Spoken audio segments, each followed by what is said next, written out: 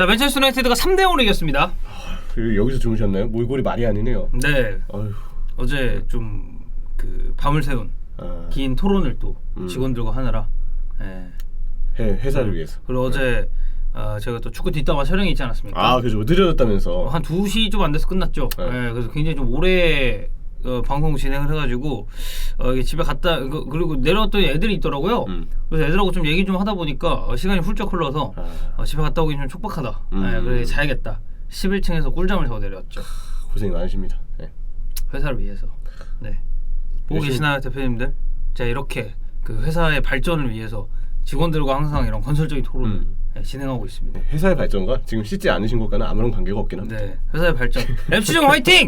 자, 맨체스터 유나이티드 3대0으로 이겼습니다. 네, 3대0으로 이겼습니다. 맨체스터 유나이티드가 오늘 경기가 올 시즌 마지막 올드 트래포드 경기였어요. 네. 그래서 역시 유종의미를 거두는 게 중요했는데 3대0의 완승이라는 좋은 결과가 나왔고 경기를 보면서 느낀 건 올드 트래포드의 왕 크리스티아노 호날두의 존재감이 역시 대단했다는 걸 다시 한번 실감했습니다. 어제 저는 선발 라인업 딱 보고 나서 이제 마타가 또 선발로 나왔잖아요. 맞아요. 보면서 아무래도 이게 뭐 마지막 홈 경기가 될 가능성이 매우 높으니까. 네. 그래서 또 이렇게 또 브렌트포드 아무래도 뭐 상대적으로 봤을 때는 전력차가 좀 나는 팀이다 보니. 근데 사실 요즘에 브렌트포드가 되게 기세가 좋았어요. 그렇죠. 일단 크리스티안 에릭센이 선발로 나온 경기는 5승 1무로 계속 무패였습니다. 네. 그러니까 맨체스터 유나이티드도 홈 경기긴 했지만 브렌트포드를 만만히 볼 수 있는 상황은 사실 아니었어요. 어느 팀이나 지금 마찬가지로 토트넘은 결국 발목을 잡혔잖아요. 그쵸? 네. 그런 것처럼 브렌트포드가 되게 기세가 좋은 팀이었는데 맨유는 마티치도 이번에 올드 트래포드에서의 고배전이었고 완전히 마티치는 떠나는 게 확정이 났으니까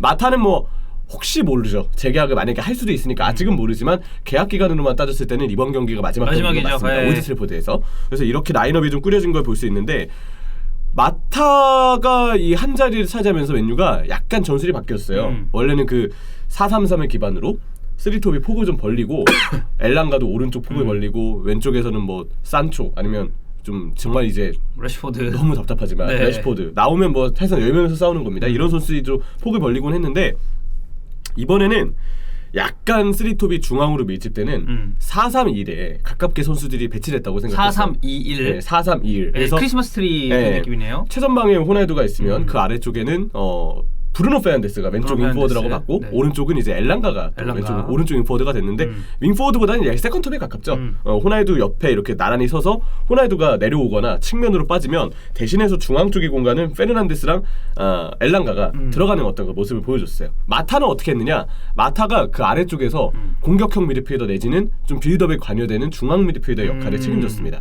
마타가 패스앤 부부가 좋고 이번 또 마지막 또 홈 경기가 될 수 있으니까 되게 열심히 뛰었거든요. 마타가 그런 움직임 연계의 센스를 보여주니까 이점이 브루노 페르난데스가 좀 더 전진할 수 있었어요. 그러니까 약간 그런 뒤쪽에서의 볼 순환이 직접적으로 관여하지 않아도 되는 부분이 있었군요. 원래는 이제 브루노 페르난데스가 오히려 내려오고 빌드업 관여가 되고 그러다 보니까 페르난데스가 너무 많은 범위를 이제 커버를 해야 됐었는데 마타가 중앙 쪽에 대부분의 범위를 커버해주니까 브루노 페르난데스가 좀 더 공격적으로 역할에 집중할 수 있었고 모처럼 브루노 페르난데스가 그래서 살아났어요. 경기력적으로 좀 올라오는. 이번에 또 첫 골도 넣기도 했었고 하니까 그런 걸 보면 역시 브루노 페르난데스는 공격적으로 전진시키는 게 중요하고 이거는 후안 마타가 이번에 또 경기를 뛰면서 자연스럽게 그런 효과가 나왔다. 터나우 감독도 이거에 참가하면 좋을 것 같아요. 오늘의 이러한 전술적인 선택을 브루노 페르난데스는 역시 공격적으로 전진을 해야 된다. 물론 이제 마타를 재계약하십시오 이 뜻은 아니고 브루노 페르난데스를 오이어서 쓸 수 있는 이제 그 역할을 할 수 있는 다른 선수를 데려오던지 그게 현실적으로 아니면은 뭐 본인이 잘 썼던 반더비크를 한번 그렇게 써보던지 맞아. 그런 차라리 그런 거라도 마타 재계약은 좀 그런 것 같고 어쨌든 마타도 이번에 정말 잘하긴 했습니다.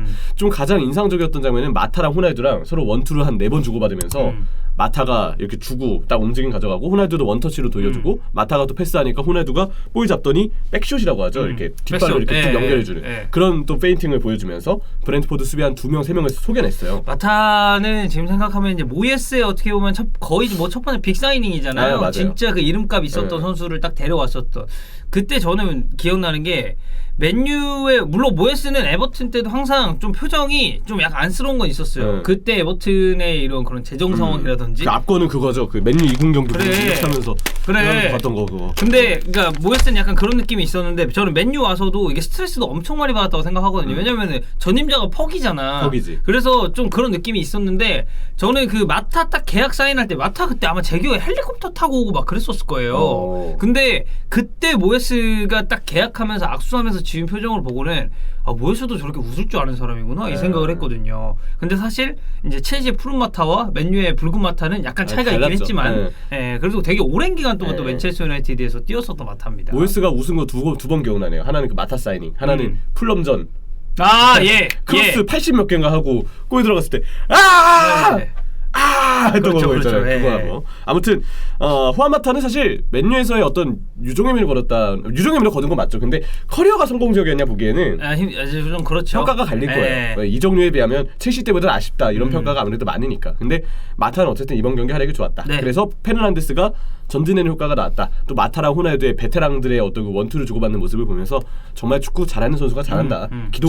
기동력이 떨어져도 마타가 이 정도고 호날두는 여전한 그 최전방 공격수로서 후반기 돼서 오히려 호날두는 발전이 됐어요. 연계가 훨씬 좋아졌고 측면으로 빠지거나 중앙으로 내려와주는 공격수에 필요한 움직임을 호날두가 적재적소에 잘 가져가기 시작했습니다. 이 정도의 선수는 뭐 신체 능력이 떨어져도 연계에서의 판단력과 그냥 움직임 가져갈 때 그 상대 당겨주는 어떤 영리함 그리고 역습 때 침투, 속도 그땐 또 속도가 빠르니까 그리고 역시 득점력 이런 부분들은 여전합니다.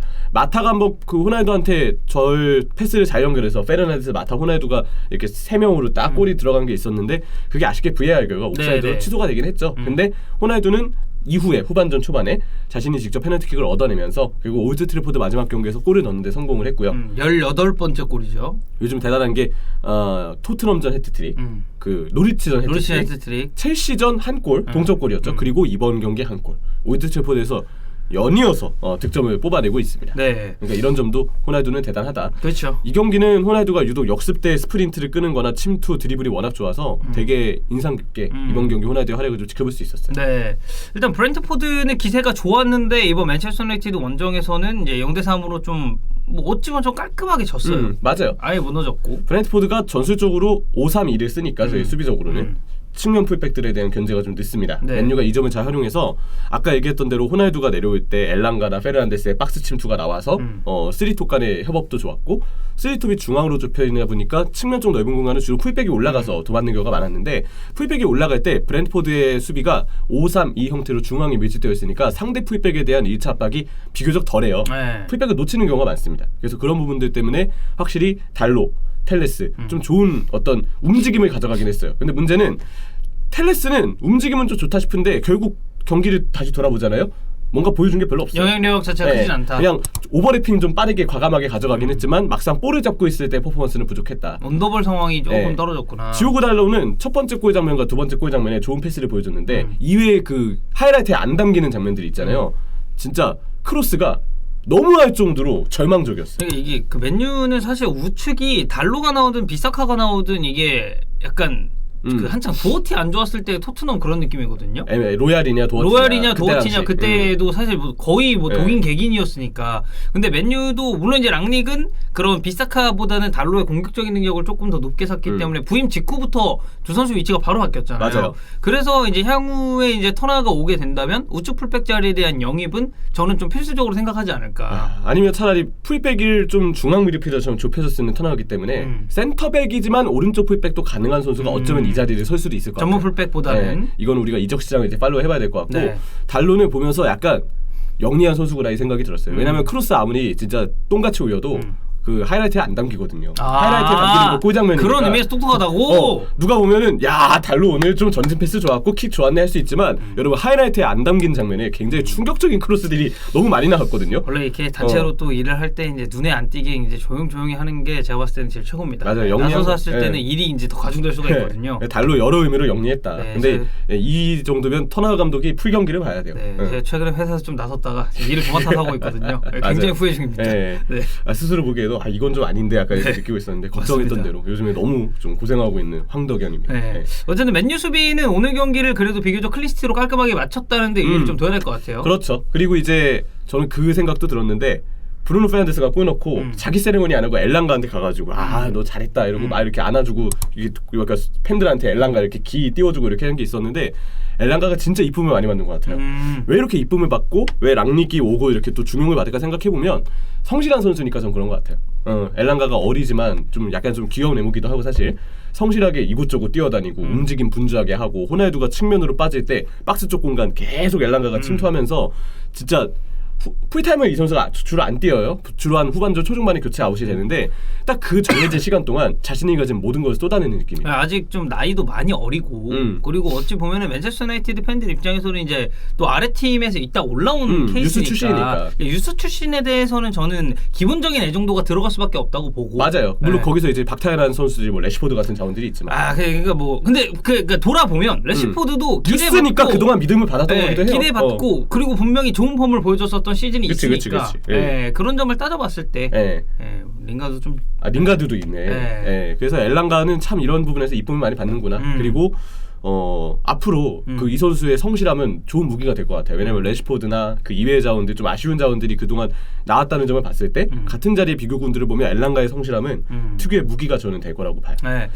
이 랑닉 체제가 이제 거의 끝났습니다. 네. 한 달 정도의 기간이 있으면 이제 터나가 부임을 해서 이제 팀을 새롭게 지휘를 할 텐데, 근데 현실적으로 지금 놓고 봤을 때 맨체스터 유나이티드의 챔피언스리그 진출 가능성은 적어요. 아주 적죠. 그러니까 아스날, 토트넘 둘 중 한 팀이 지금 갈 것 같은데, 만약에 이번 시즌에 맨체스터 유나이티드가 챔피언스리그에 못 나가게 된다면 다음 시즌 이제 유로파가 확정이거든요. 유로파 갔을 때 이거를 좀 이제 터나가 어떻게 선수단을 꾸릴지 그리고 선수 영입에 있어서는 좀 어떤 포지션을 손볼지가 좀 궁금하긴 합니다. 그리고 맨유가 유로파에 나갔을 때 그러니까 호날두 같은 자원들이 그대로 팀에 남아있을지 아니면 이적할지도 지금 제가 해외 쪽 봤을 때 그런 얘기가 조금 있더라고요. 그러니까 호날두가 사실 워낙에 이거도 센 선수고 항상 챔피언스 리그를 바라고 있는 선수인데 유로파로 나갔을 때 호날두가 계속해서 팀에 남아있을 것이죠. 그리고 터나는 그 호날두를 보고 좀 어떻게 이거를 대응을 할 것이냐에 관한 얘기도 좀 많더라고요. 보니까. 맞아요. 그래서 그런 부분들은 이제 참 비시는 기간 동안 맨유가 바삐 움직여야 될 그런 얘기를 해주는 것 같고요. 떠나는 선수들이 있습니다. 오늘 올드 트래포드 마지막 올 시즌 경기였죠. 마티치. 정말 잘했는데 이번에도 진짜 잘해줬어요. 그리고 이제 올드 트래포드에서 커리어를 마감했고 오피셜이 떴습니다. 떠난다고.